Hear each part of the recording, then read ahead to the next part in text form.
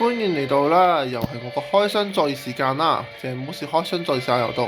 今日為大家介紹嘅呢，就係嗰個我啲復復古誒巨星明星芭比嘅收藏啦。咁呢，呢個咩嚟呢？至於左邊嗰個就係最新嗰個Daisy Style 嗰個芭比啦。咁最新嘅復古面口嘅嗰個特別版嘅，就好似之前嗰個美琪咁樣嘅獨有版本嘅。咁咧咁咧，其實咧我唔會拆開嘅，因為嗰啲咧我要攞嚟收藏嘅。咁好，我而家同你介紹下我嗰啲古董芭比收藏先啦。呢個咧中間嗰個咧好明顯就係個真正古董芭比啦。咁右邊嗰個咧就係嗰個翻工芭比啦，最新嘅復古最新嘅設計樣式嘅復古翻工芭比嘅。咁左邊咧就係嗰個的士嗰個古嗰個復合芭比啦。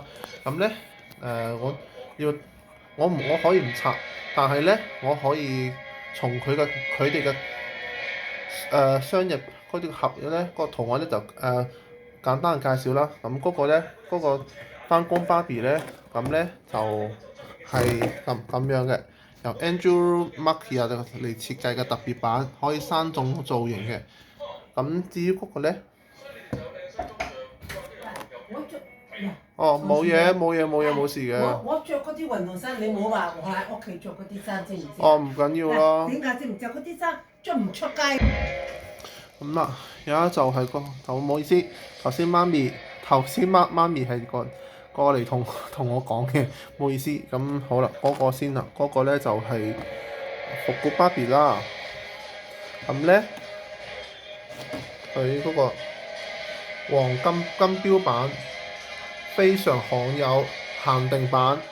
咁咧佢嗰個就係咁嘅復嗰個圖嗰個卡通樣啦。咁其實咧計嚟呢兩個就係芭比啦。佢嗰個係咁樣嘅。